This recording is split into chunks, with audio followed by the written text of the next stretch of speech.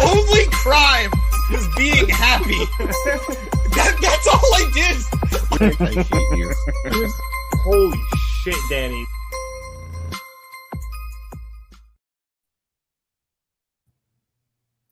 Hello, everybody, and welcome to another edition of the Market Down Podcast. My name is Nick Cummings. I am as tired as Orange Cassidy. But me too. Me too. Hey, it's not just you. We're all tired here. Yeah, and here to help me along through my exhaustion is James Asante. I don't know where Danny is. Maybe he shows up. Maybe he's so tired he couldn't even make it. That sounds about right.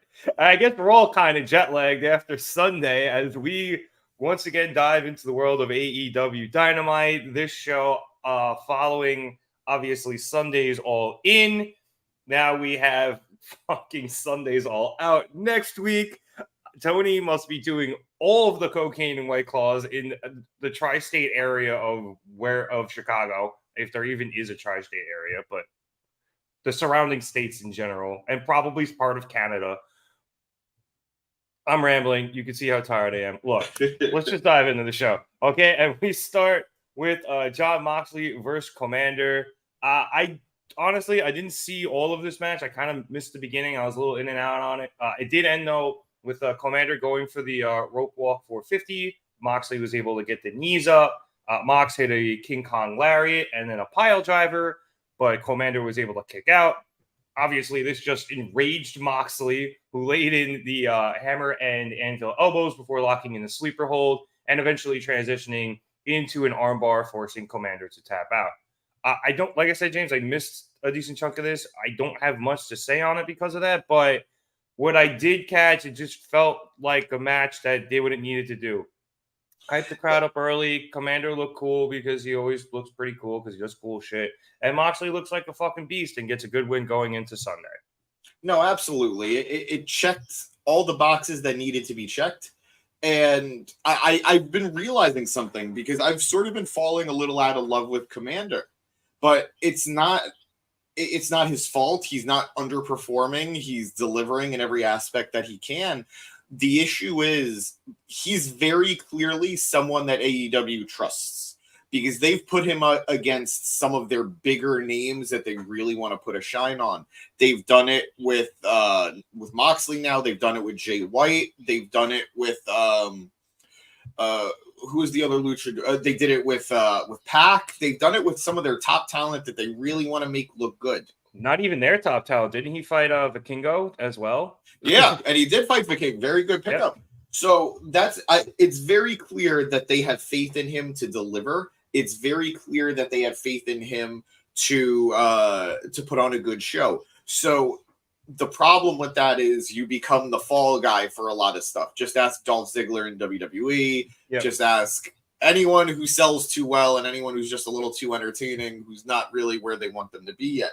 So I regret falling out of love with Commander. Tonight really reinvigorated that as I made that realization. So again, the match itself was nothing special, but that's just because we've been seeing Commander have so many of these matches and we knew it was a foregone conclusion Mox was going to win. But he needed a win after All In, going into All Out, taking on either Orange Cassidy or Penta. We'll get into that as we cover the main event. But yeah, paint by numbers, but the picture was nice. Yeah, and he's the jobber to the stars. That's not necessarily a bad thing, but like you said, when you don't watch things like Rampage or perhaps Collision, I don't know how often he's on the ladder. And then I think he does a pretty good job in Ring of Honor, but when you don't watch those shows, you don't see him win too often. So you kind of just see him end up losing a lot, which can, take a little shine off the guy. I really like him. I think he's a really good wrestler, like you said. And like you said, they clearly trust him. So I'm happy he's doing a really good job for them. Yeah. I'd like to see him get a high-profile win or two, though, in the future. Likewise. Not just get something on, again, say, Ring of Honor. No offense to Ring of Honor, but it's behind a paywall. I don't know watching it. Don't worry. Nobody is. Which is unfortunate, but it's okay. All right, let's move on. After this, we had a quick vignette for Orange Cassidy as the AEW International Champion. Another thing I kind of missed, but I don't know what I did hear him talking about sounded good. Yeah. So I probably should watch this. I'm sure Danny really liked it wherever he may be. But I'm excited. This was a very Orange Cassidy centric show because he was the main event, and they were gearing up to see who would face Moxley at All Out, which, as we discussed on Sunday, was pretty stupid. Yep. But whatever. And I will say, it did make me happier that he did have a match tonight, Mox. Yeah. Because if, Orange and Penta needed to decide the championship and Moxley was just an automatic number one contender, at the very least, I want to see that he had to wrestle after the same bloodbath that Orange and Penta went through at All In. A lot of guys who went through that bloodbath wrestle tonight, which I found really cool. Yeah. Excuse me. But yeah, I'm hyped for Orange, and this really, he's been showing so much more character, and we'll get more into that later. I do think part of that is because this title reign is unfortunately coming to an end. I think that's likely, unfortunately. Yeah, it's sort of reaching its logical conclusion. He's beat to shit. He's exhausted. Yeah. And Moxley is just too much of a fucking pit bull to. So are we just should we just go over the main event then? Nah, we'll get there later. You kind of gave it away, but dude, I think the thumbnail gave it away. We're fine. Also, if you came here and you didn't watch the show, I didn't even think about it. I mean, I'd be honored. I got to give it to our fan base. We've had people come in and say, "Guys, I didn't see the show, but I'm coming to check you out," and we're very thankful for you guys. Oh yeah, that's true. So, yeah, JL's done that. Navarro's done that. Nas, yep. So that's true. All right, Dragoon. All right, let's move on from that. Next up, we went backstage with the Young Bucks and FTR after All In. Yep. The Bucks were obviously very upset by their loss, and we saw that after the loss itself when they refused to shake FTR's hands. But FTR came in and again tried to congratulate them on a very well wrestled match. But the Bucks weren't really having it. Matt sarcastically was like, "Yeah, you guys are the best in the world. Great job." Patting him on the shoulder. And they were pretty much looking to leave. But then all of this gets interrupted by Bullet Club Gold. Bang, bang, baby. They're there to just talk all of the shit because they defeated the Golden Elite earlier in the night along with Takeshita, even though Takeshita is the one who got the roll up. So they were celebrating and rubbing it in. I think Juice was walking around, or one of the Guns maybe was walking around with a cardboard cutout of Jay. I don't know if you know, but this has been a running bit for a while now. Cardboard Jay. Yeah, so there was 1 week that Jay couldn't be on TV, so they had a cardboard cutout of him. And then the next week, Jay loved it so much that cardboard, what's his name? Switchblade, Cardblade has just been joining them every week. And he was a special surprise for Jay and Juice at All In that the Guns shipped him over. Oh, love it. I absolutely love that. I don't know. Well, I clearly don't watch Collision enough, but that is amazing. Anyway, yeah, BCG's there to talk their shit. They're really happy. And eventually that allows FTR to challenge Bullet Club Gold to a 8-man tag match. Bullet Club Gold against FTR and the Young Bucks at All Out. So quick turnaround for those guys. Kind of weird for me, if I'm going to be honest. Yeah, it really puts the Bucks and FTR in a kind of a weird position. Yeah. Because they clearly don't like each other. And yeah, we're going to get the, can they coexist thing? Fine, whatever. But it almost feels like they're maybe trying to push one of them towards a heel turn. And it's kind of like, well, the Bucks just turned face semi-recently. Yeah. FTR has pretty much been face. So are we pushing them heel because Cass got in trouble? And even if we are pushing them heel, they were the ones who stuck their hands out for the Bucks to shake, and the Bucks didn't shake their hands. So it feels a little muddy to me right now. I'm not hating it. I'm willing to, because look, talent is talent. We're getting 8 talented guys in this match, or at least 6 and the ass boys. I didn't want to say. I didn't want to name them. Yeah, no, I like them too. I do like them too. I think they've developed beautifully. But this just felt like a weird, wow, we're just having a historic tag team rubber match at Wembley to now we're teaming up, even though there's not a lot of respect here. So very weird, very, very weird. And especially because why not put Hangman in the match? Yep. You know, so I don't know. He's gonna have to be on the outside to deal with the cardboard Jay White. So Nick, sometimes you open my mind and my eyes to things I never would have thought of, and you're right. You're right. You know, you. Yeah. Damn it. You. Okay, I opened up there, and I feel attacked now. So I would like to move forward.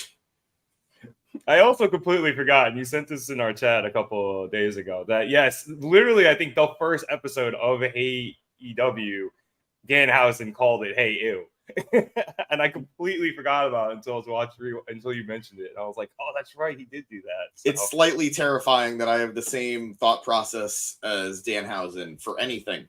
So that was good. That was good. Thank you. I've been kind of working on my Danhausen. Yeah, Danhausen. Danhausen.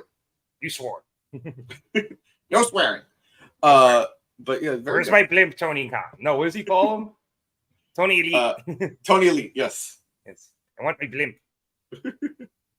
All right. Moving on next, we came back from commercial to a backstage interview with Tony Storm. I'm loving Tony's new character. I am too. The Sunset Boulevard character. Yeah, like the distressed 20s starlet is great.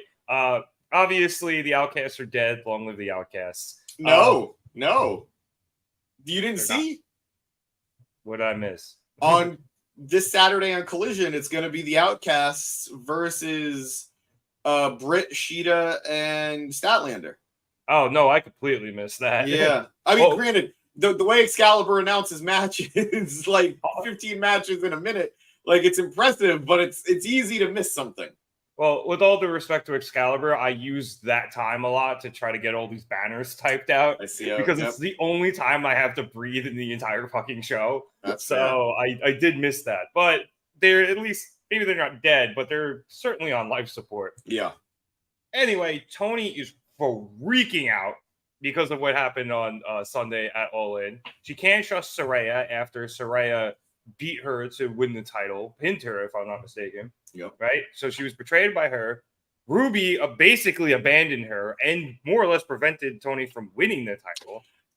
Abandoned, or she walked out. Punched. She was punched. She was punched and she walked away from a punch. Yes. But in Tony's mind. All right, fine. Fair. Right? Australians do think differently, yes. So she can't trust either of them. She doesn't trust Sheeta because she betrayed Sheeta. And she's never trusted Britt. So now everything's gone, as he said, tits up. She's freaking out. She can't even trust her shoes. And then she winged one at fucking Renee like she was a reporter throwing a shoe at George W. Bush.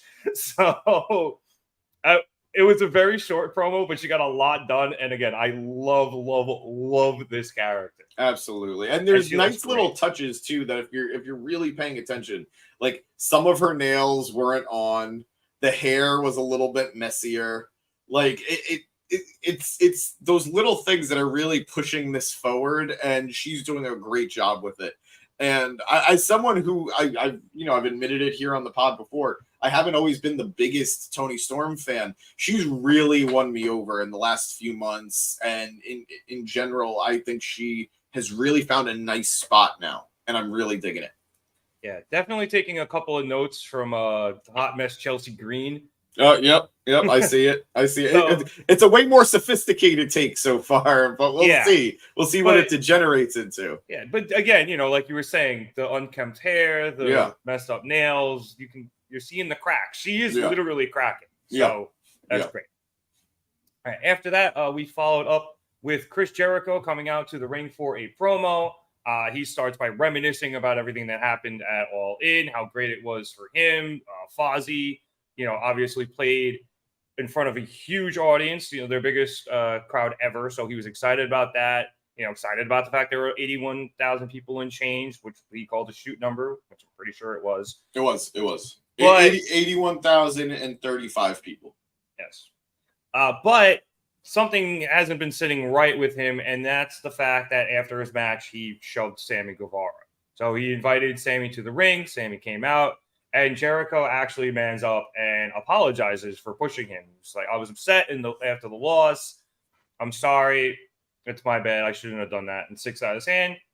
Sammy shakes it and it's like, don't worry about it, Chris. You know, a little shove isn't going to come between us. And everything seems okay.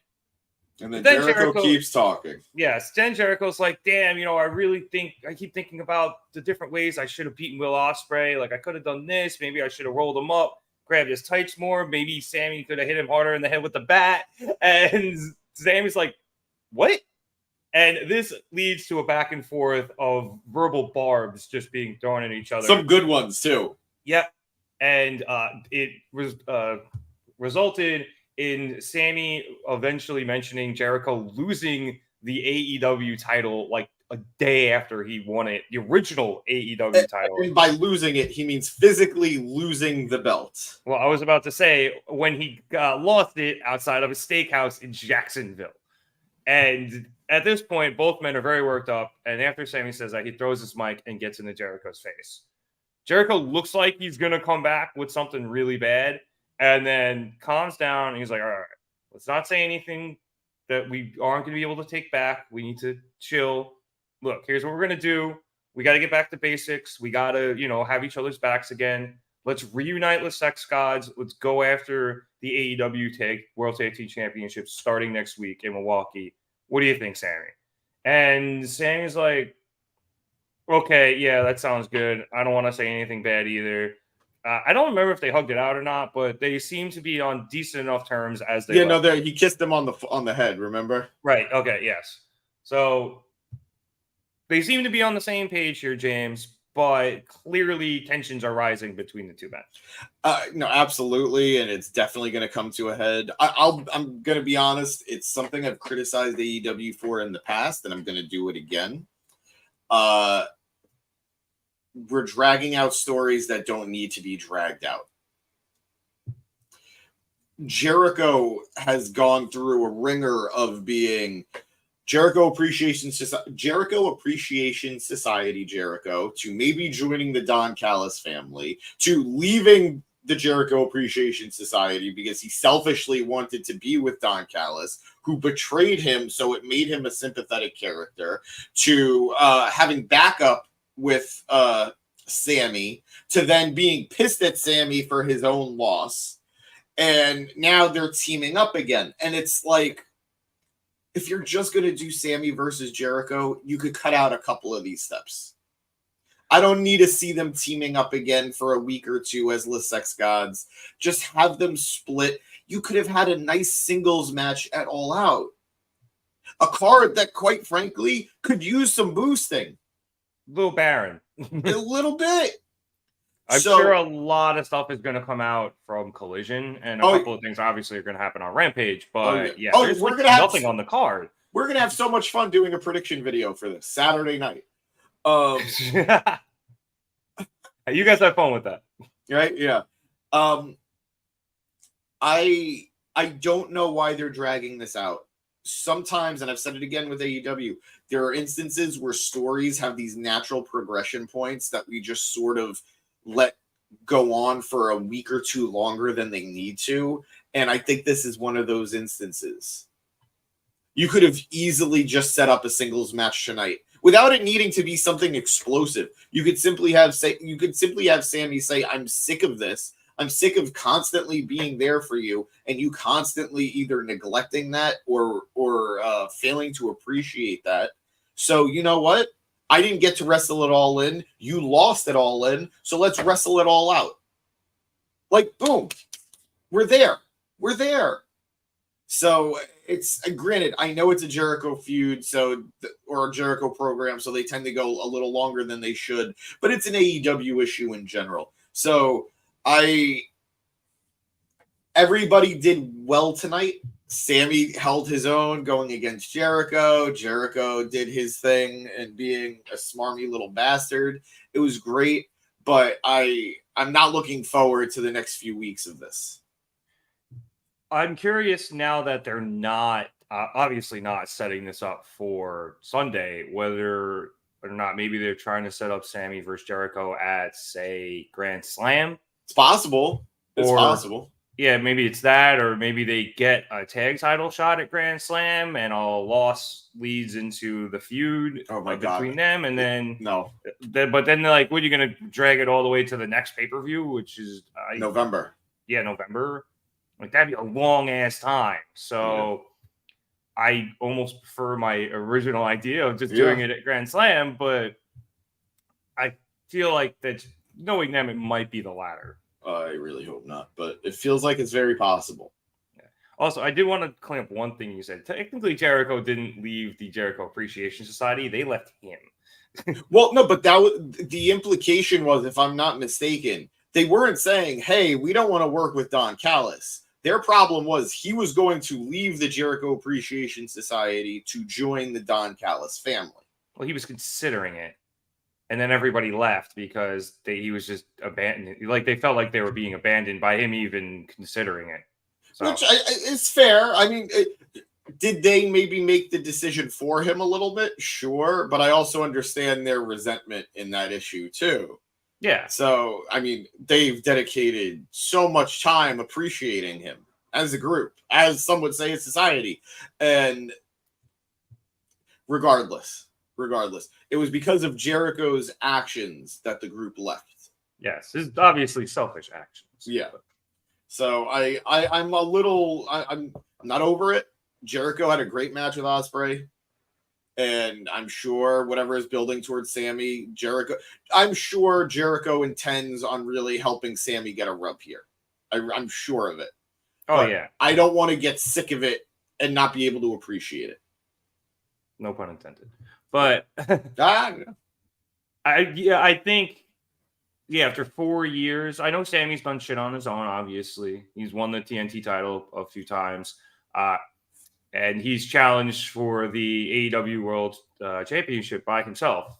So he has been out from under the wing of Jericho to an extent, but he always ends up coming back to it. And I feel like this is finally, after 4 years, the first time they're really going to make a push for him to go completely out on his own. And I think that can be a good thing for him. I agree. We'll see how they do it. Hopefully they do it well enough to the point where, they don't fuck it up and we all hate Sammy again. From your lips. Yeah. All right, moving on, we next up had Eddie Kingston versus Wheeler Yuta for the New Japan Pro Wrestling Strong Openweight Championship. Before this match, we had a quick backstage promo from Moxley, joined by Wheeler and Claudio Castagnoli. It was a little bit about this title match and a little bit about, the main event and his impending match with the winner of the AEW International Championship match later.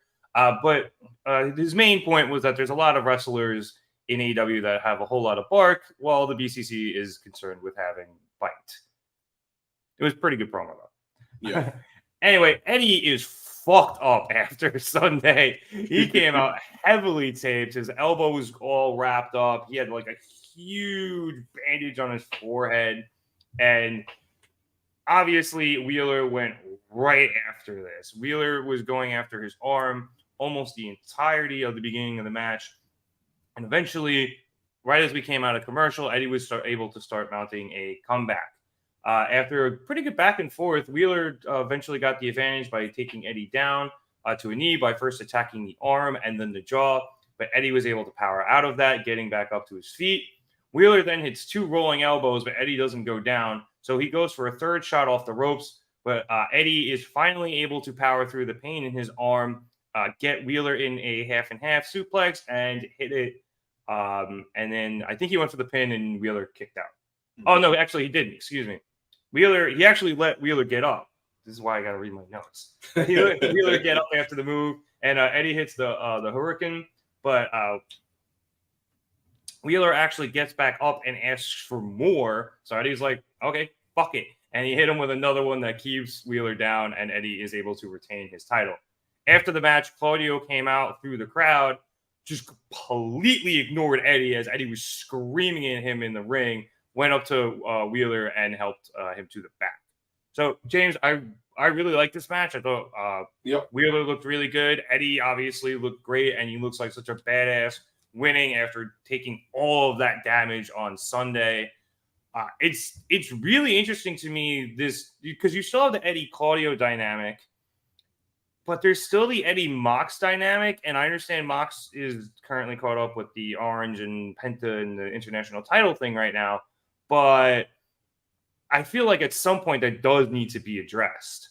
No, I completely agree. I was a little worried about this match happening at all tonight because I think Stadium Stampede was such a great end to that whole dynamic. But obviously Eddie's issues aren't over yet, and nor should they be. But I was worried about how it would progress. And I think they handled it very well. I think the match was great. I loved Yuta asking for more and not being able to take it. And I thought that was a nice little touch. We're obviously going to get the rematch now between Eddie and Claudio. We're building towards it, whether it's going to be on Ring of Honor TV, which probably should and will be, or at an AEW pay-per-view. I'm not entirely sure, but it will happen. And it's interesting because Claudio's thing right now in Ring of Honor, he faced a little criticism that for a few weeks he was missing Ring of Honor TV. And he's on Ring of Honor TV having cut a promo saying, I used to love professional wrestling and I kept losing when I loved it. But now I recognize that this is a job. Now I recognize this is my job. And as Ring of Honor champion, it's my job to elevate this belt. It's my job to recognize who's a worthy challenger and who's worth being champion. And this was around the time he had wrestled Pac, or after he had wrestled Pac. And he said Pac wasn't worthy. Eddie Kingston wasn't worthy. Mark Briscoe wasn't worthy. So now he's just going to keep doing his job, and that's being the best wrestler there is. And I think that's a really interesting outlook for this character who as we always knew him, he loved wrestling. He was the king of swing. He was this athlete that we all recognized how much he cared about the work he was putting in, this art form that he was dedicated to. And now to have this mentality, this is a job and my job is to defend this because no one else deserves it. I like that. And he genuinely feels that Eddie isn't worth his time. He genuinely feels that Eddie isn't worth his effort. And it's going to be really fun when Eddie, God willing, proves him wrong. Yeah, and I guess also too, I assume there's another Ring of Honor pay-per-view coming up at some point. So I don't know how many they do. Is it for a year the way they do AEW? I know because they usually have Death Before Dishonor and Supercard of Honor, and I'm just trying to think of what else there usually is, but I don't know Ring of Honor pay-per-views that much. It used to always be that they always had the Super Show at New Japan, but they don't need to do that anymore. Yeah, the last one was Death Before Dishonor in July. Right. And I'm going to see what the next one is, but I don't know. They might not have announced it yet, but I don't think they did. I figure if they're gonna do Claudio versus Eddie for that, it would be on a Ring of Honor pay-per-view. So that would just be my guess. But back to the match here. I like I said, I really liked it. I thought Wheeler looked great. Him trying to be like Mox and asking for more, and like you said, not being able to take it was a really good touch. Okay, so they just announced. Jesus, they just announced a match for All Out. Another one, yeah, or that match, something along with that. So it's Eddie Kingston and Shibata versus Claudio and Yuta. That's a good match. It is a good match. We've sort of been seeing a combo, like some variation of it for a while now, but I'll take it. And at least it's something on the card. Yes, a very barren card, as we talked about. Yeah, and hey, they got Shibata in, which is there awesome. You go. So, and Eddie team with Shibata is going to be funny as hell. Yeah. Hell yeah. So I'm here for all this, and Eddie retains his title, which I just love the fact that they've I feel like they have acknowledged the fact that Eddie has this title on AEW before, but this is the first time we've seen him with it. And it's Eddie, also his first defense of it, as they highlighted, which is period, a not little just in AEW. odd. Yeah. Well, he won it right before the G1. The G1. Yeah, so he hasn't really had an opportunity. I was literally about to say it's odd, but he wasn't the G1, so that's probably why. Either way, I was just cool seeing him with a belt. So absolutely. I'm so happy for him. Absolutely. Well deserved. Let us move on. We then went into a quick promo package detailing MJF and Adam Cole's night at All In for their successful winning of the Ring of Honor World Tag Team Championships before MJF's defense over Adam Cole for the AEW World Championship. So MJF's in the back. He's icing his neck. He's obviously exhausted. Cole comes up to him and once again tries to congratulate him on winning the title and apologizing for everything that happened after the match. You know, I was frustrated he lost, but, you know, he's still his brother and everything. And MJF's like, look, bro, thank you. And I know, but I am exhausted. You have made me wrestle more in the last 3 months than I ever have my entire career. You tried breaking my neck 6 times. Plus, Tony just announced a battle royal on Rampage to determine the number 1 contenders for the Ring of Honor titles that we're not going to have to defend at All Out. And he announced a tournament for the AEW World Championship. And the winner of that is going to face me at Grand Slam. I need a minute. He's like, Daddy needs some time. He's like, I'm going to go to Paris. I'm going to, bang some rats, eat a baguette, and relax. And Cole's like, you know what, Max? If anybody deserves some time off, it's you. Congratulations, champ. You deserve all of that. And MJF just looks so relieved that he doesn't have to do anything for a week. It was a very short promo, but it was absolutely hilarious. It was perfect. It was a nice little holdover. There is a pattern here that MJF does not show up on Dynamites after a pay-per-view. Yep. It's usually this. It's usually the pre-tape thing right after the show. So I love that they at least explained it and not just, well, here's a pre-tape for the sake of a pre-tape. No, it's like, you know what? I'm taking the week off. I've earned it. So no, I really love that. And I like that he acknowledged that Cole really did try to fucking kill him a few times. So this was great. No notes on this. And I am very excited to see where this dynamic continues. Yep, I'm very excited for it. And we'll talk about it more in a minute. But in between the Adam Cole segments, we had a backstage interview with Sammy Guevara. Or at least it was supposed to be. Because after Renee asked him about his relationship with Jericho and how everything seems to be going, he's cut off before he can answer by that carny piece of shit, Don Callis. Yep. Don came over and says he saw what happened earlier, and he understands how difficult it can be to be Chris Jericho's friend. So, he gets it, and he understands why Sammy is acting the way he's acting. And he then brings up the fact that Sammy and Ty are pregnant, and they're having a baby, and he tries to congratulate Sammy, and Sammy's like, Don, shut the fuck up. I know what you're doing, okay? And then Don, this is my favorite part. Don starts to try to talk again, and Sammy's like, no, Don, shut up. I told you to stop talking. I have a family. I don't need your family.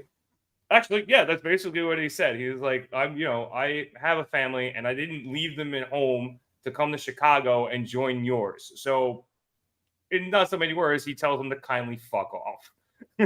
Another very short segment, but Sammy, again, I thought Sammy did a really good job here tonight because, people complain about his mic skills, and I thought both of his promos tonight, he came off great. Better than he has in a while. I think a lot of the criticisms against Sammy are valid, but I also think he's been steadily improving over time. And I think, like you said, tonight was a good showcase of that. That he handled his own very well, and he was very important in getting both of these stories going forward a little bit, both his interaction with Jericho and his interaction with Callis. So good stuff from Sammy. I really hope he doesn't join with Dom. I feel here's the problem. Again, I've talked about how muddy this is already. Right? Jericho, heel, face, whatever. Sammy, whatever. The problem is, now that Danny's not here, we could talk about the fact that I think Sammy is a good babyface. Yeah, I do too. I think he is a good babyface. That said, I'd be lying if I said he wasn't just as good a heel, if not better, and he would fit with Callis like a glove. I guess, but I feel like we just turned him face again. When though? Like the thing was, he really turned face in the Fatal 4-Way. Yeah, I was about to say it kind of felt like it was around there. Gosh. He was a little tweener. I saw that come up too. He was a little tweener at the time. Hi, Danny. Danny immediately disputing your claim. Yep. Don't be dumb, James. But yeah, he seemed to be becoming tweener around that time, around the time of the Fatal 4-Way. And then he was running with Jericho, so I guess as long as you're a part of the JAS, you're heel. But even then, I felt like he has been leaning more face, especially when he's on his own, or for a while there when he was with Garcia.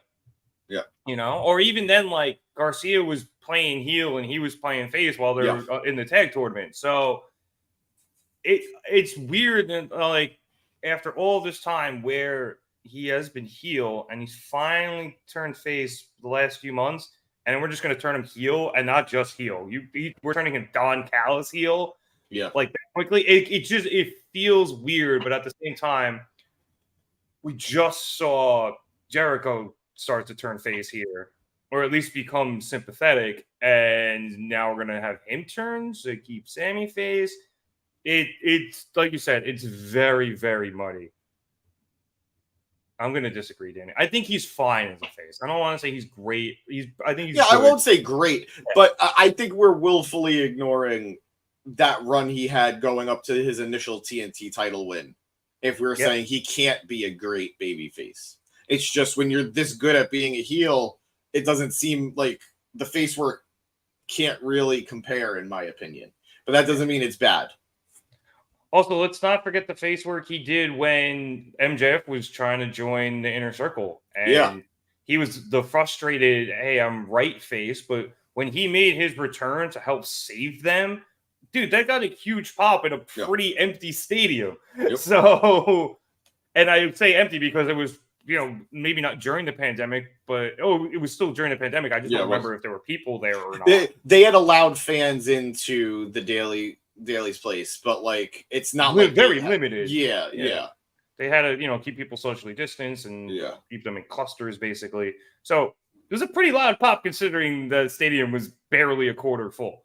Yeah. So I think Sammy can, have a good face dynamic, but obviously I think he's better as a heel. Yeah. Overall. Okay.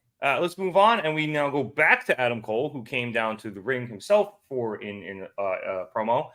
He came out and, similar to Jericho, started talking about All In, saying how great it was to win the Ring of Honor World Tag Team Championships with MJF, and then battling him for the AEW World Championship was also great, even though if he was a little disappointed by the ending because he came up short. But he's like, I'll get another shot at it someday. I know I will. So he then talks about MJF's neck, saying it's pretty banged up, but he will be ready for Sunday as they have to defend the Ring of Honor Tag Team Championships. As I mentioned, there is that Battle Royal on Friday to determine who the number one contender will be. But he tries to move on after that and doesn't really get anywhere because he gets interrupted by Roderick Strong and the Kingdom. Roddy comes down and asks Cole if his neck means anything to Cole at all, but Cole just pretty much ignores that and says all this stuff with Roddy is getting ridiculous. He's confused why he's acting this way. It's not the Roderick Strong he's known, and he starts wondering if that hanging out with these guys, and he points at the Kingdom, is starting to rub off on him. And the Kingdom get pissed when he says this. So Mike Bennett takes the mic and goes off on Cole, recapping story time with Mike Bennett. Baby. He starts recapping their history together from when they got their jobs at Ring of Honor to Cole, being at his wedding and setting up the bachelor party and, them selling out all these different buildings. And now he realizes that Cole never really cared about any of them because all he cares about is what the people think and not what his friends think. Cole then tries to speak himself, but Matt Taven again cuts him off. And Taven says that, when they were the Kingdom in Ring of Honor, Cole then left once they helped him take over Ring of Honor to jump and go to the Bullet Club to get that sweet merch money. And then after that was done and he had used that up all he could, he went to Florida, NXT. He went to Florida and he got his friends there to help prop himself up and help him retain that title as long as he possibly could. And probably longer than he should, definitely longer than he should have, according to Taven. And then he came here and now he's attached himself to Max because that is the best way for him to get another shot at the AEW World Tag Team Championship. Who do they think they're talking to? Chris Jericho? Come on. Cole tries to apologize. He's like, look, if I've offended you, I'm sorry. That was never my intention. But he says that in friendships, friends need to understand each other. And he goes, guys, you need to understand, Max is my friend. Max is my best friend. And Roderick Strong's like, fuck no, dude. He is not. I'm not accepting that. I refuse to accept it. And to prove Cole wrong, he is going to enter the tournament to face MJF at Grand Slam. Yeah, Cole's like, dude, that is a terrible idea. Your neck is not good. You're going to get injured. And Roddy goes, oh, yeah, now you care. Just assuming Cole is feigning concern for him. But Roddy's like, don't care. I'm going to go in with that injured neck, break everybody's back, and win this tournament and beat your little friend MJF because I'm a wrestling legend.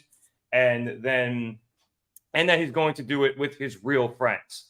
After that, the three of them leave the ring, and Cole is left by himself, yelling that he had done nothing wrong at all. And then Cole kind of looks at the camera, and he kind of has a look of like he's definitely thinking, he's pondering something. I was a little bit concerned, and he's contemplating maybe where he went wrong, either perhaps with Roddy and the Kingdom or perhaps with MJF. But James, I thought this was a very good promo. It adds a lot to the story that we have gotten between these four men and MJF, and perhaps opens a door to Cole joining them because he, quote unquote, sees the error in his ways. But it could also open the door to him staying with MJF as well. So, no, what did I do? You did that. I don't know how I changed. Thank you.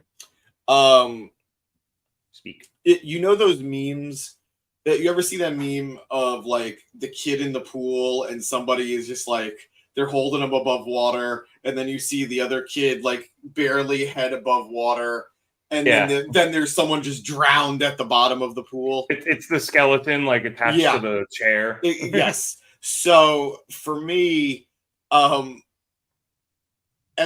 is the kid being held above the water. Roderick Strong and the Kingdom are the ones like keeping their head right above water. And then Kyle O'Reilly is just at the bottom, completely gone. And Cole, obviously, the one holding MJF up. Oh, man. Danny, if you're here, make that a meme for Instagram. But I liked it a lot. We know it's only a matter of time before the friendship ends. I'm glad All In had the happy ending, but it's not really the ending, you know? To quote a certain Dust of Star, we haven't finished the story, you know? And that story, I don't know it means Cole wins the title from MJF. I'm starting to think that maybe Cole just costs MJF the title. Maybe. But I'm really digging this. I don't think there's any reality. What? Eddie. No, I don't think so. I don't think so. Because I don't know that you can do that without turning Eddie heel. And I don't want that to happen. I guess, but Eddie winning in New York would be amazing. Well, but that's the thing too. Like we had this beautiful happy ending in London, can you think of a more tragic ending for MJF's reign than to lose it in New York? Yeah, in Queens, like a stone's throw from his hometown. Exactly. I think I think Grand Slam is where this ends. I think Grand Slam is where this title reign ends. And I think it's going to be an insane ending to how we get there. I don't think Roddy's the guy who gets the title shot. I don't think he's winning this tournament. I'm very interested to see who the other members of this tournament will be. But I'm very interested. I think this did a great job. I'm glad that they're acknowledging the history between Cole and the Kingdom. And it's not just that they were there for Roderick Strong randomly and out of nowhere. I'm really glad that they're acknowledging it. And I don't see this going anyway but Adam Cole leading the Kingdom. Yeah, I mean, that seems to be what they're setting up.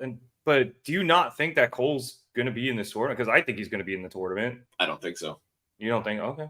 I mean, maybe he will be, but the way he spoke about it, one day I'll get another title shot, as opposed to Roddy, who's like, I'm in this tournament. Yeah. So I don't know. It's interesting. It is interesting. But it is possible, and maybe we get Cole versus Roddy in the tournament. Maybe. I don't know. But I don't know that this is the play right now. I don't know. Yeah, because it's just weird that maybe not weird. It's weird that Cole wouldn't be in the tournament, but then at the same time, him being in the tournament kind of feels like a dick move towards MJF. Yeah. So maybe he doesn't join it, and then maybe you're right. Maybe whoever does win, Cole ends up helping them win by screwing Max and aligning with the Kingdom. So. Again, still, I think there's quite a few ways this can go, but they do seem to be setting up for that. I guess then my big question is, who is the person who takes the title off of Max at Grand Slam if they go that route? Yeah. Well, I think we'll have to see, and I think we'll know a lot more when they fill this tournament out, which I imagine they'll start doing maybe a little bit on Collision, but I think they'll really, really start announcing that stuff after All Out, or maybe on the pay-per-view itself. I agree. I completely agree.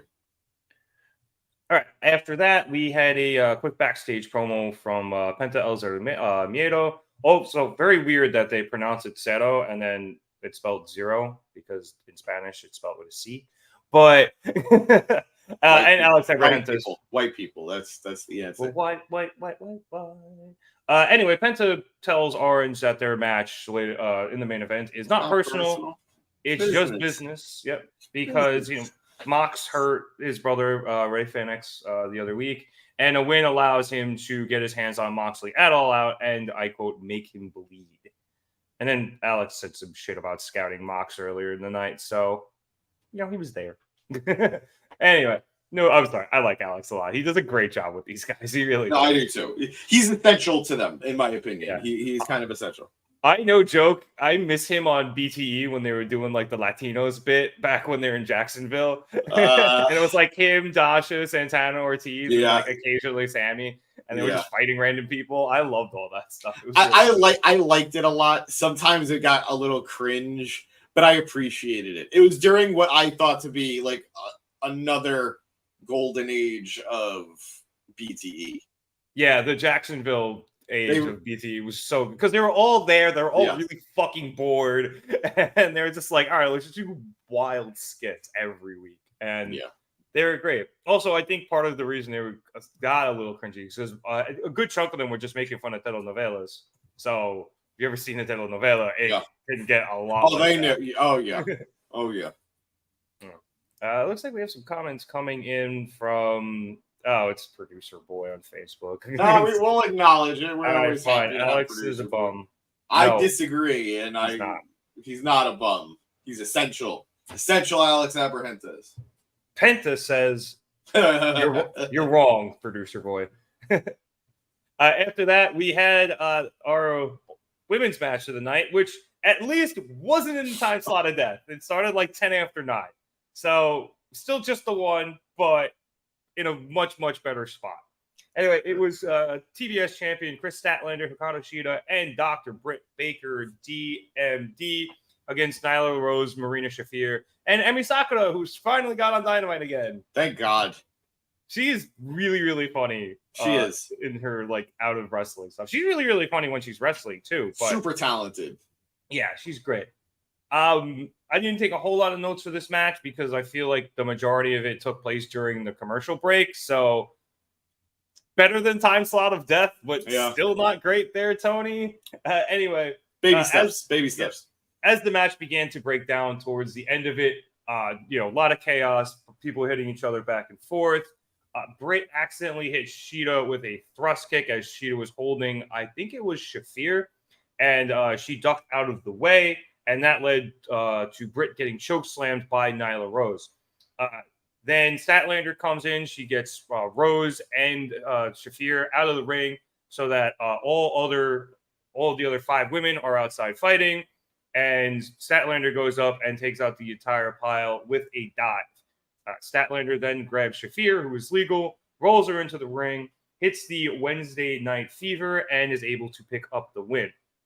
After the match, we see Shida and Britt arguing on the outside. Britt's trying to explain that the miscommunications throughout the match, of which there were a few, were unintentional, that she wasn't trying to hit Shida. They're on the same team here. Shida's sort of buying it, but not really because of their history. And as this is going on, Ruby Soho comes out from the crowd and hits Statlander with a no future from behind and actually just like knocked her the fuck out, which is a very good sell of the no future. Britt and Shida see this and try to run in there and help Statlander, but Soho grabs the title and goes up the ramp and holds it for a bit before laying it on the title and leaving. So I don't really like Ruby's shirt, but eventually, Shida it was and cool. Britt, it was cool. It was shiny. Yeah. Yep. And I think it was yellow. Shida and Britt help Statlander up, but as they do, then they start arguing again over Britt kicking Shida multiple times. So, James, what color was the actual shirt? What did you think of this match? I'm hyped for Statlander Soho on Sunday. And where do you think we're going with Britt and Shida? There's a lot there. You can answer in anywhere you want, but start with the shirt because I'm confused. Light green. Oh yeah, I light green. Yep. Yeah, that's the same thing for me. Fair enough. This is actually green. It's a dark green. Yes, there are multiple shades of green in the world. Yes, I can see this one. There you go. Match itself was fine. I'm happy that Emi and Shafir got wins on Dynamite. How fucking crazy is it? And by all accounts, Nyla too. I'm happy all 3 of them got wins on Dynamite. How crazy is that? They so didn't get a win. They lost. Wait, I thought they got cost at the end. No, Statlander won the match. Oh fuck! All right, damn it. Statlander so hit excited. Wednesday Night Fever. She pinned Shafir, and then everything with Ruby happened after. Yes, no, I remember now. I was just happy they were even on Dynamite. That's really what I was going for. But then I did get hyped because in my brain, I don't know why, I just put it together because the faces ended up being knocked out basically in the end, that they were the losers of the match. But in general, just happy to see Emi on Dynamite and Shafir continuing to grow and get better. Match itself was fine. As you can tell, I didn't even really remember the finish. So I don't know what he's saying no to.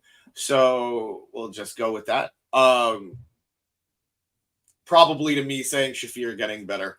But yeah, I'm happy to, like, the good stuff was the Ruby stuff, the stuff coming after the match. Taz kind of felt what I was feeling, which is why would Ruby take the belt all the way up the ramp and then just leave it? If you're gonna take it. But whatever, not a big deal. Oh, he wants you to make the meme yourself.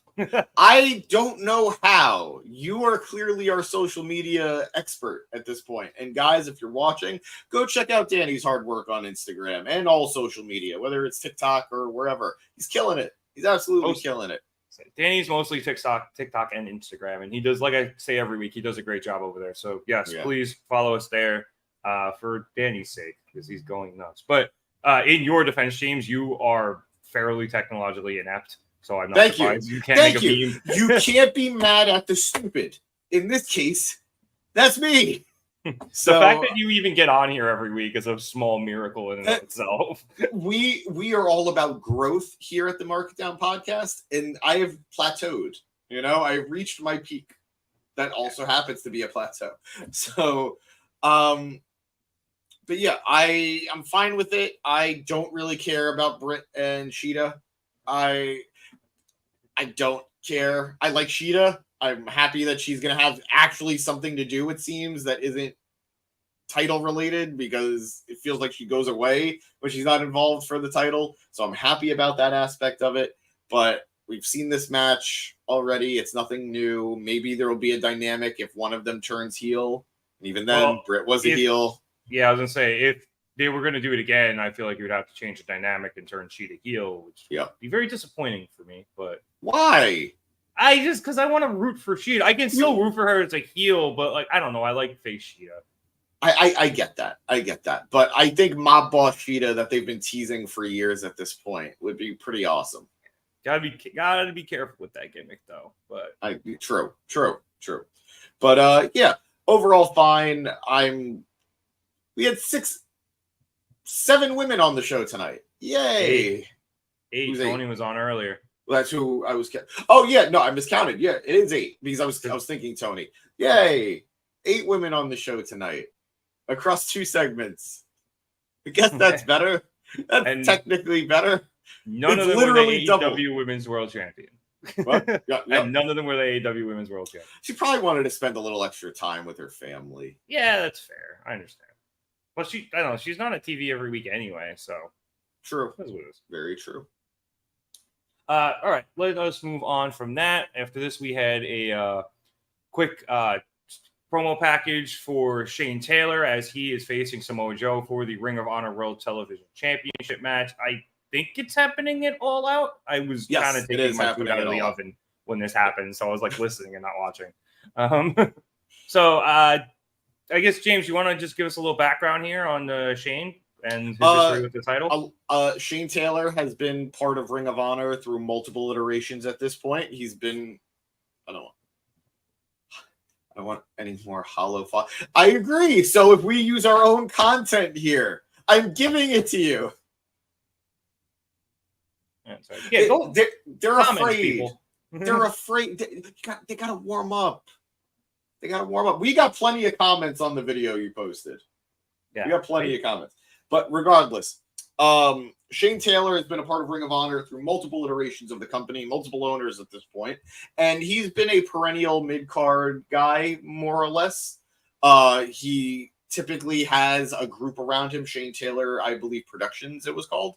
I remember them. Very talented wrestler, a very unique look, a very unique build, but incredible wrestler.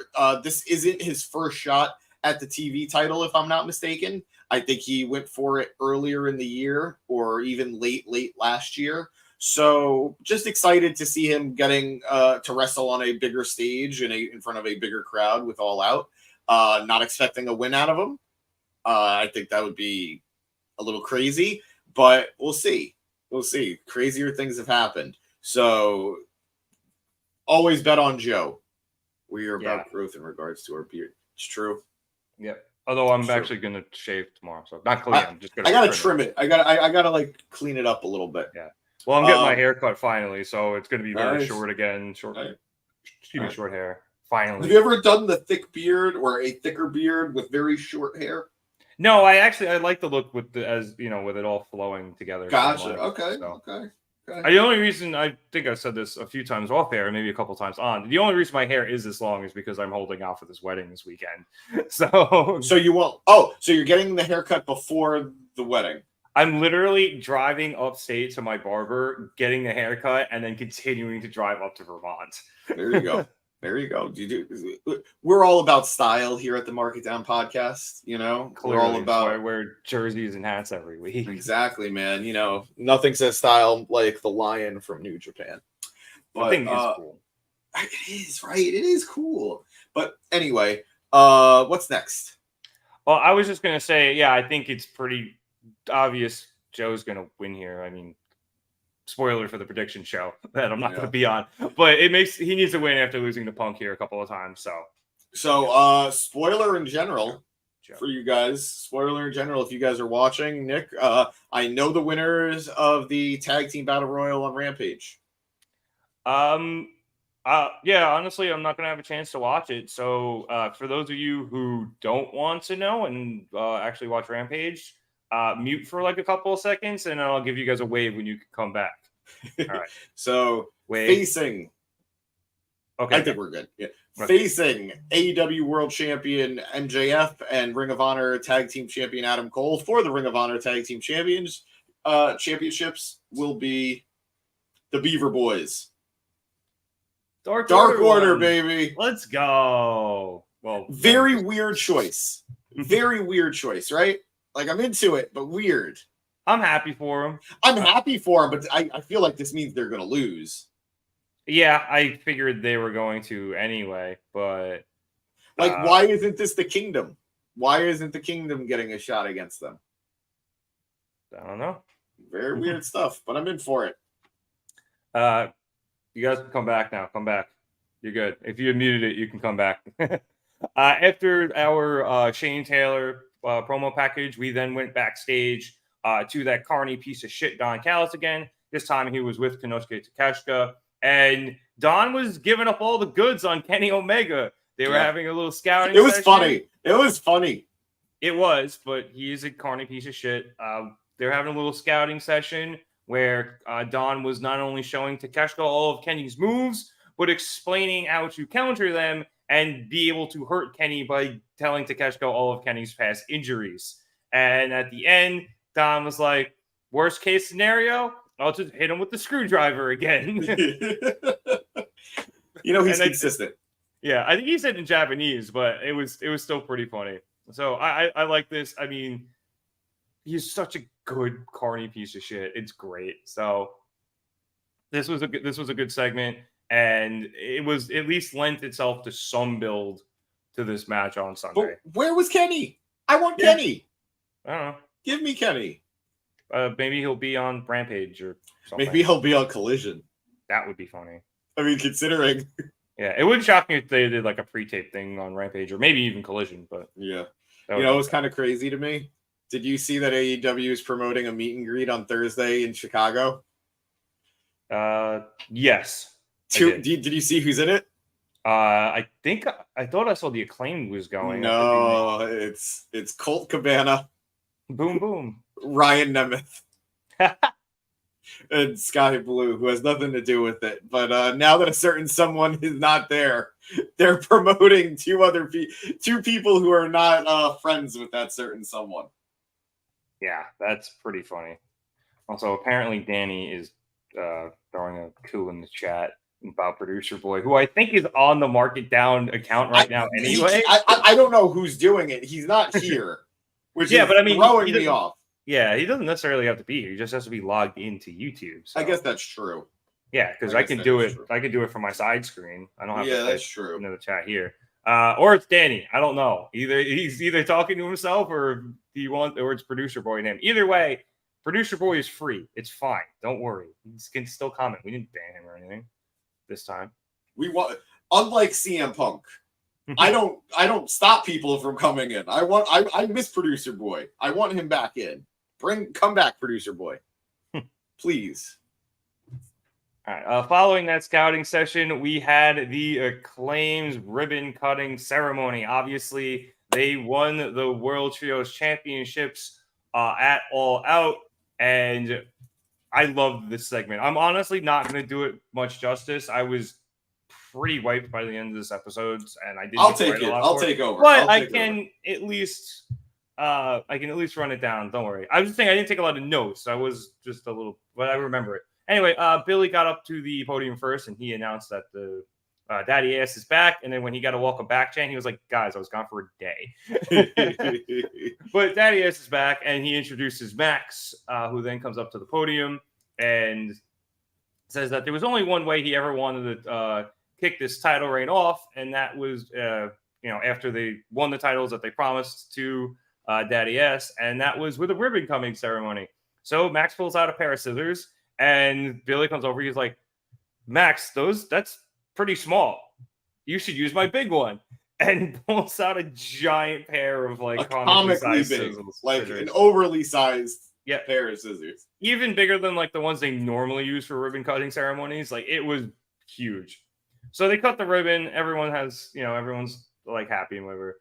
And then Bowens steps up to the mic and he announces that a new house runs the trios division, and that is the House of Ass, headed up by Daddy Ass himself. House of Ass. House of Ass. House of Ass. So Daddy Ass is at the helm of the House of Ass. I hope that means we're keeping the house rules.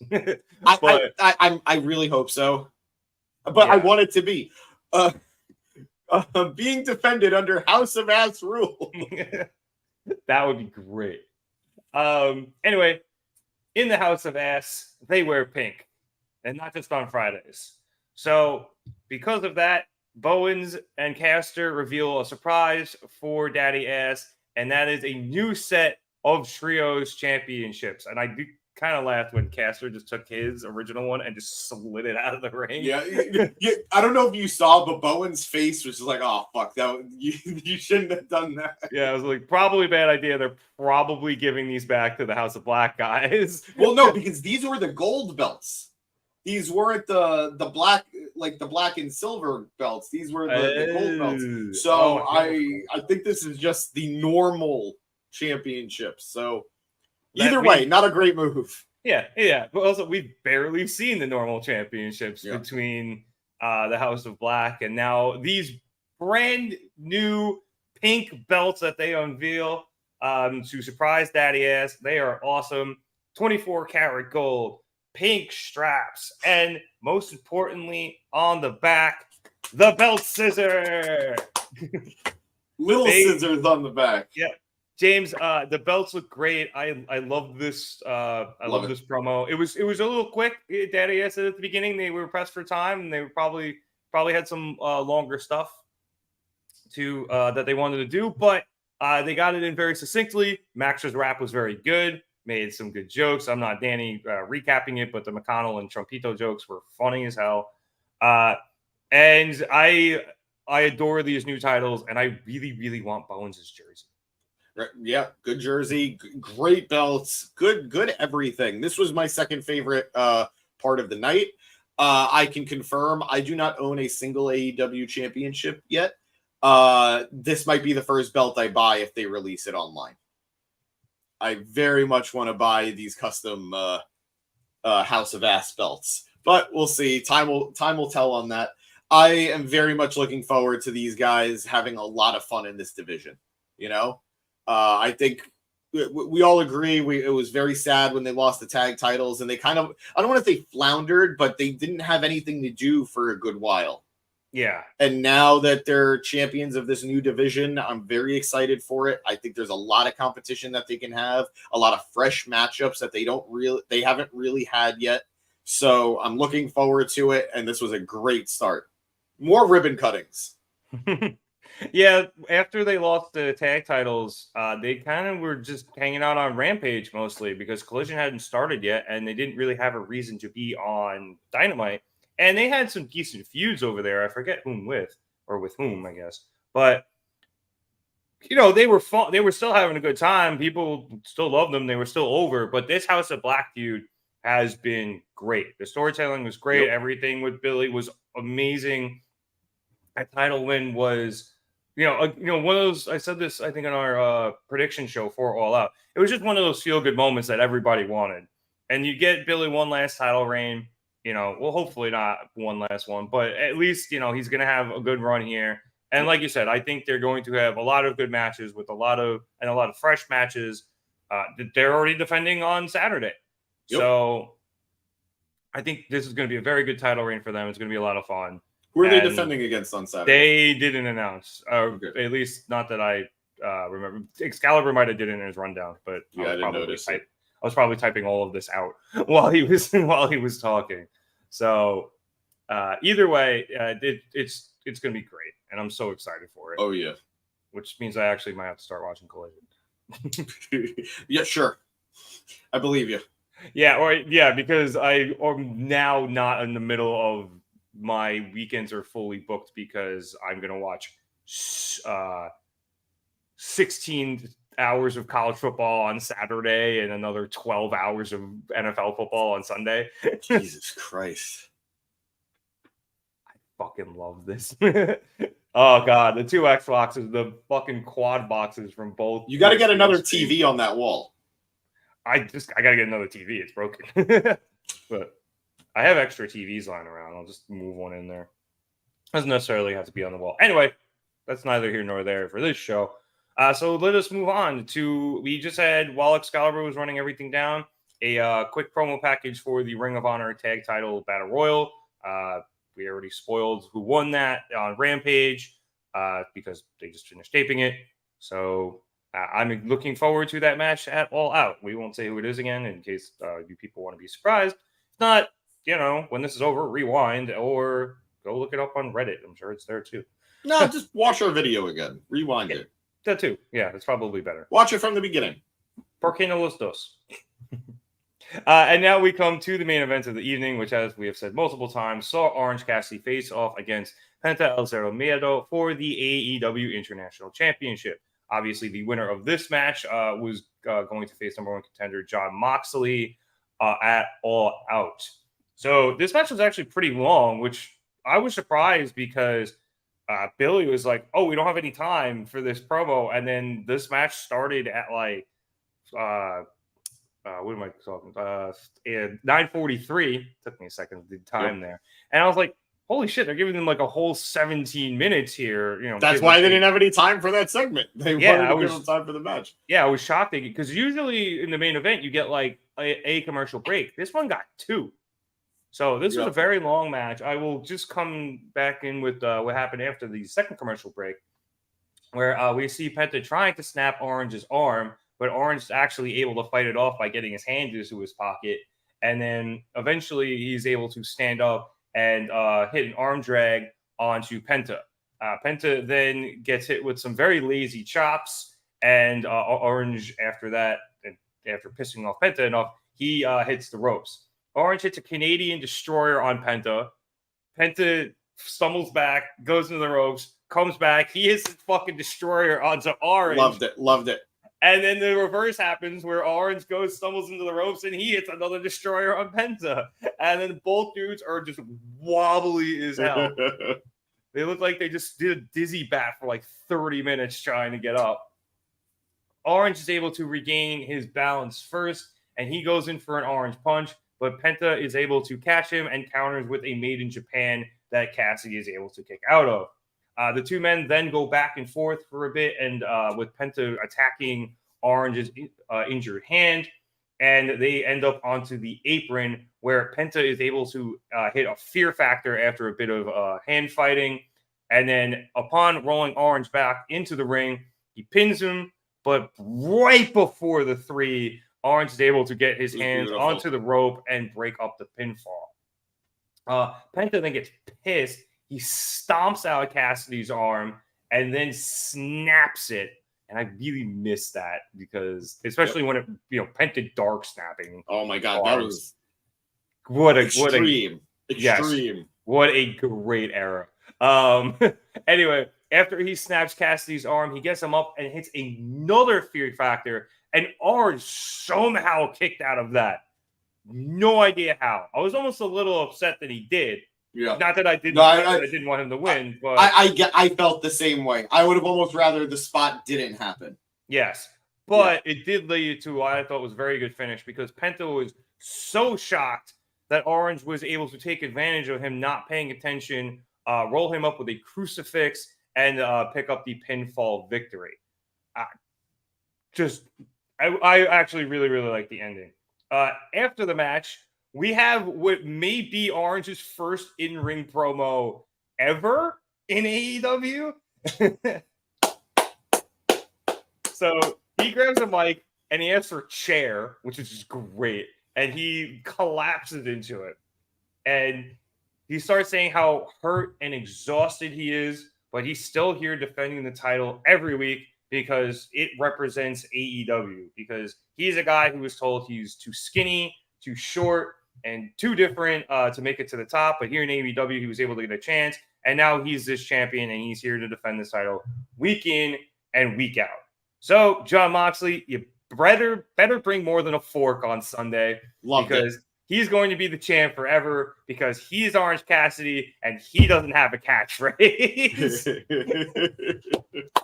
Moxley obviously comes down. He's upset because he's always upset. He gets in Cassidy's face and shoves Orange, and Orange, in response, throws a right hand at Moxley. But obviously, it is the injured hand, and it doesn't have nearly the effect that Orange wants it to, and he actually ends up hurting it even more.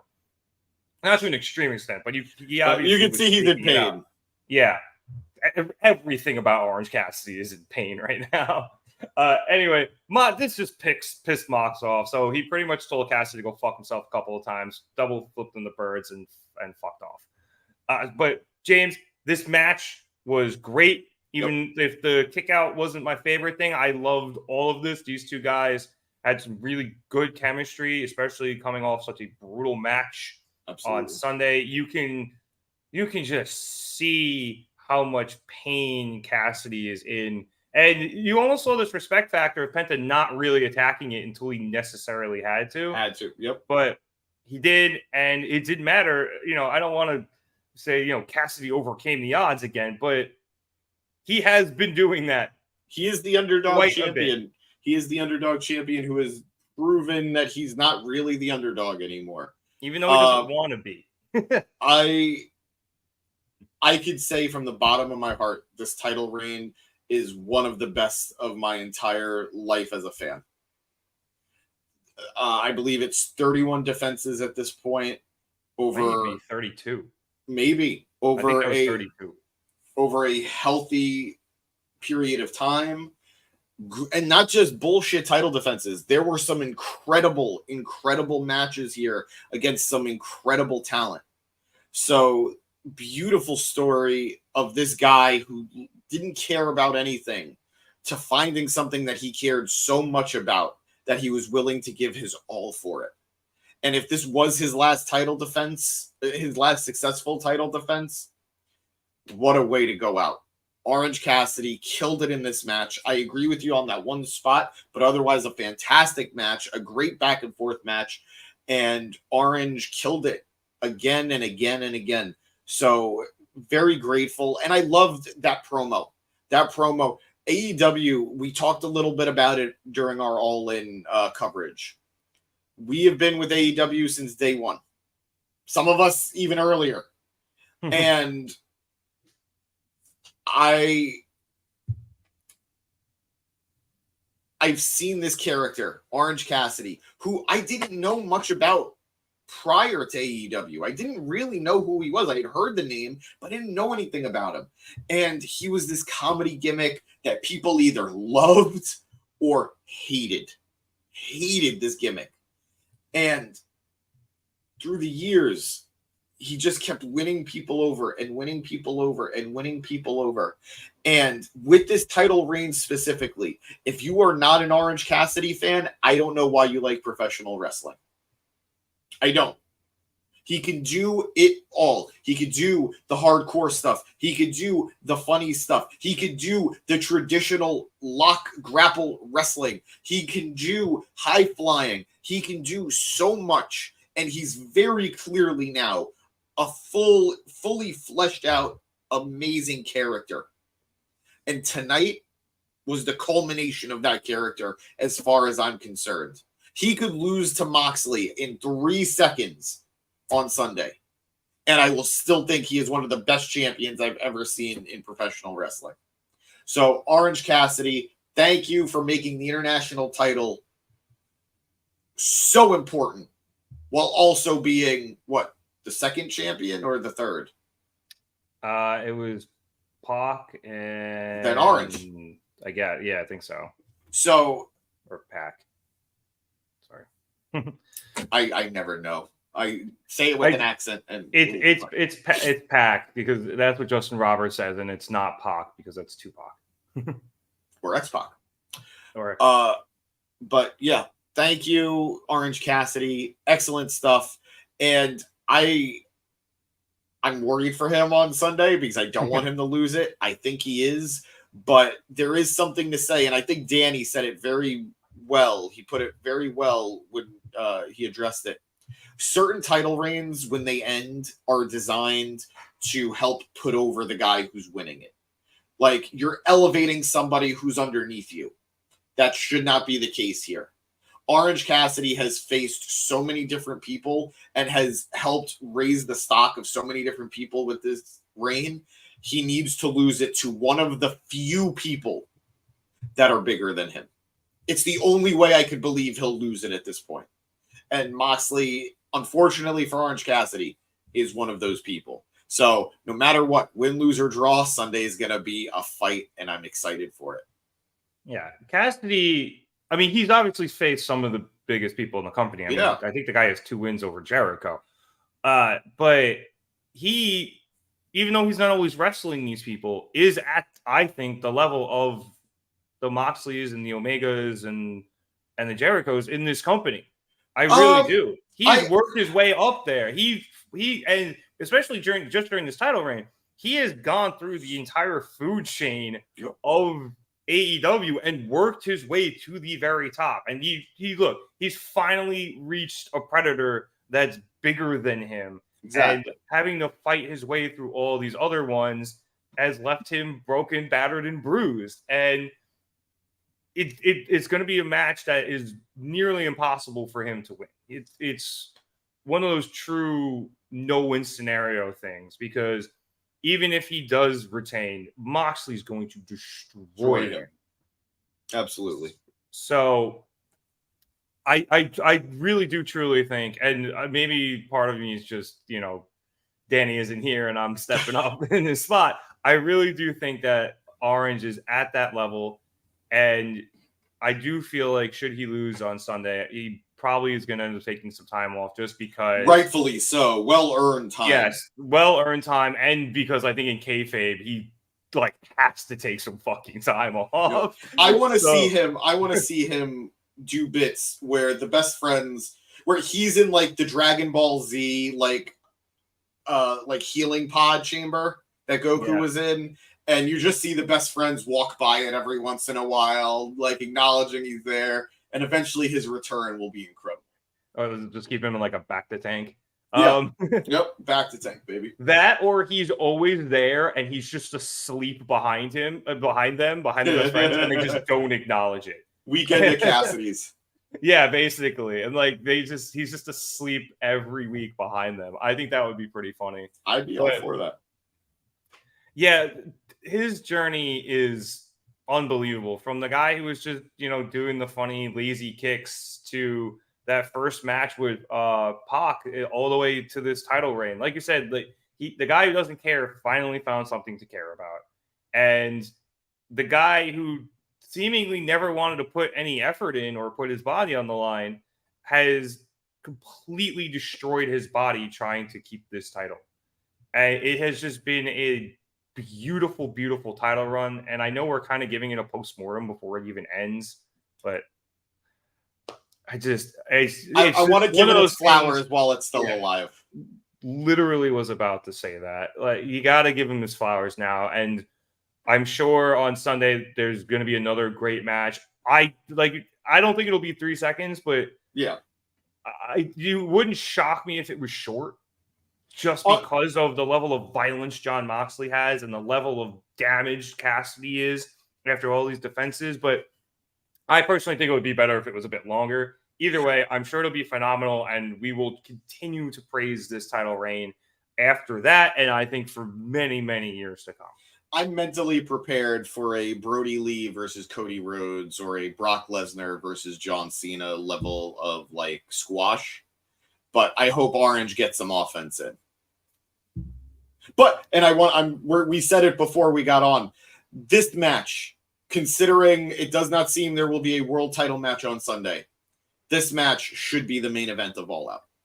Absolutely. I think, or as of right now, these are 2 of their biggest stars on the show. I know Cole and MJF are on it, but MJF's not defending his world title, and they're defending the Ring of Honor tag team titles, which, no offense to the Ring of Honor tag team titles, are not at the level of this title. It's not right now. No, it's not even. They're not even AEW titles. So I feel like that's going to end up opening the show, and I think this should 100% close it because I don't. Who else is defending a world title on Sunday? I don't like. Joe's defending the TV title, and then Claudio's in a tag match. MJF's in a tag match. Saraya's not defending. Yeah, I mean, not yet, but maybe she will. We don't know. Yeah, I guess there is set up on possibly on Saturday, and it doesn't seem like Athena's defending either. So yeah, so this is the biggest title on the card right now, bar none. And these are two of the biggest names in a singles match. Let these guys main event and let Mox win, and then let everybody just cheer for Cassidy for 20 minutes before going off the air. Yep. Just let him fall asleep in the ring. That's what I want. I want it to end, and then he's down after 3 Death Riders, and Truck and Trent come out and just give him a pillow. Just give him a pillow and a blanket and just leave it there. Yep. And that's the end of the pay-per-view. Only fitting way to end it. Yeah, just let him rest. Finally, he deserves it.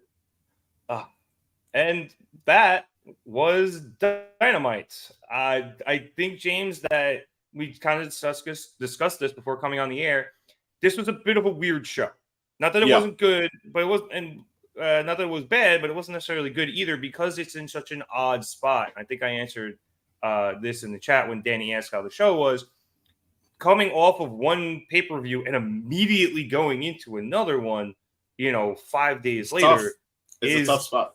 Yeah, it's very tough. You have to follow up everything from the first pay-per-view while simultaneously somehow trying to set up everything for the next one. And granted, I do think a lot of that is going to end up happening on both Rampage and Collision because I think most of the fallout was covered here. Yes. I'm sure some of it will be covered on Collision as well, but I think there's just going to be a lot more space on Collision to end up setting up All Out. But this was more or less the Orange Cassidy show today, and I was pretty here for it. I mean, for a guy who was one of the highlights of All In, he was the highlight again tonight. I'm expecting him to be one of, if not the highlight of All Out. So let the guy cook. Let the man do what he's got to do, and he's delivering. So I'm A-okay with it. It's going to be interesting because, again, this was a weird, like we talked about, this was a weird in-between episode. Next week's episode is expected to have a lot of talent missing because it will unfortunately be the funeral for Bray Wyatt. So a lot of wrestlers were given time off to go attend that. So there was a lot of talent missing tonight, in my opinion, it felt like. And there was there's going to be a lot of talent missing next week. So hopefully All Out is able to capitalize off of Orange's work and really be super satisfying to hold us over again for another week of Dynamite. But we'll see. A lot of stories are in play right now that I am excited for, like Bullet Club Gold. They're killing it. Orange and Moxley is going to be exciting, and Eddie Kingston's reign of terror or his reign of vengeance against Claudio is going to be fun. So they have a lot of goodwill from All In, from an on-screen product. So I'm all for it. Let's hope we can keep that wave going. Yeah, off the screen, maybe not so much goodwill, but yeah. I am remembering other things that are on the card for All Out, and I do believe that includes Darby Allin versus Luchasaurus for the TNT Championship. Yes. Another very important match. I still think the international title is a little bit more important, at least right now. Yes. The way this storyline is going, the talent that's in that match. Yeah. Yeah. Are we turning this into a prediction show? I'm down to do it, but I'm far too exhausted. I'm just like running through a couple of things just to try to remember what the hell's not even on this card because it had seemed so barren heading into tonight. We only really knew Two matches, I think. Yeah, that match, we knew that there was going to be a setup for the international title match. And Hobbs is facing somebody. Is it Miro? Yes, Hobbs is facing Miro. I'm hyped for that match, actually. Yeah. But, yep, big, meaty Ben slapping me. But we will we'll probably get more of the lowdown on what's going on for that on Collision. Any last things on the show, James, before we lock it down? Don't we mark it down here? Don't we mark it down here? I know, but I'm gonna lock down, mark it, whatever. We're lots of downs. Soy Casado. Lots of highs on this episode. Whether we got the new trios belts or Orange Cassidy's possible last successful title defense. Very much enjoyed the episode despite its weird existence. So see you at All Out. Yeah, there was some good stuff here. Like I said, I enjoyed the thread throughout the show of Cassidy. So not the best show, but again, not the worst either. All right. Well, on that note, I would like to thank everybody so much for watching us here at the Market Down Podcast. Please be sure to like and subscribe. We will try to get prediction shows out for All Out. And isn't Payback this weekend, or is that next weekend? It is. It's on Saturday, isn't it? Oh, we will do our best to get prediction shows out for that. We might even be doing them live because I'm not allowed to edit them. So be sure to keep a lookout for that. I assume somebody will be trying to go live after Payback on Saturday and again on Sunday after All Out. So you're going to want to subscribe up. This has been a pretty chaotic couple of weeks here at the pod with all the wrestling going on. So, subscribe, come watch us, come hang out after the pay-per-views. It'll be a good time. And I just want to give a quick thank you. We've seen a lot of growth in the last week or two, whether it's through our social media accounts or here on YouTube. We appreciate each and every one of you. We are doing our best to have fun because we're just a couple of marks like you guys. So we love talking wrestling. We love talking wrestling with you guys. So always feel free to jump in the comments. Always feel free to let us know what you're thinking about the product. It's been a blast so far, and we're still growing. So thank you for growing with us. And I've already hyped it up, but if you're watching us on YouTube and don't follow us on social media, give us a look because Danny's been killing it. And if you're familiar with us on social media and this is one of your first instances of watching us on YouTube, thank you for joining us. Please, subscribe, stick around with us because things are really heating up in a fun way.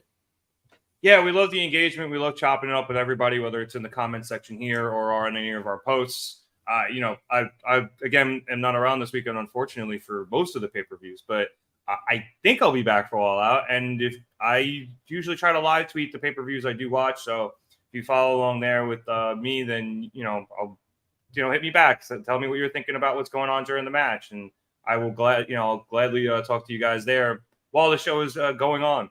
If you want to follow us on any of these social media accounts, check out the links in the description below. You will see the links there for Twitter, Facebook, Instagram, and TikTok. And as we said, Danny does a great job on Instagram and TikTok, and I will continue to harp on that every week because it's a lot of fun. Oh yeah. And yes, Twitter. It's Twitter, and we will always call it that. No, we're gonna CM Punk it. We're just gonna exit. That was the Botchamania ending. What was it really? Yeah, somebody did that. They put the Twitter logo on the title when he did that, and then put the new logo up. I forgot who it was, but it was the Botchamania ending. It was gosh. All right, wrap us up. Yep. I think, yeah. So social media, did it. Like, subscribe. Thank you. Appreciate it. Did it. Yeah, that's it. So for James Sasanti, my name is Nick Cummings. Let's not forget Danny, producer boy, in the chat as well. Thank you so much for watching us here at the Market Down Podcast. Have a good night, everybody. And next week is going to be bigger and badder. Oh, that's true. That's a good tease. We hope to see you over the weekend after the pay-per-views. Have a good one, everyone.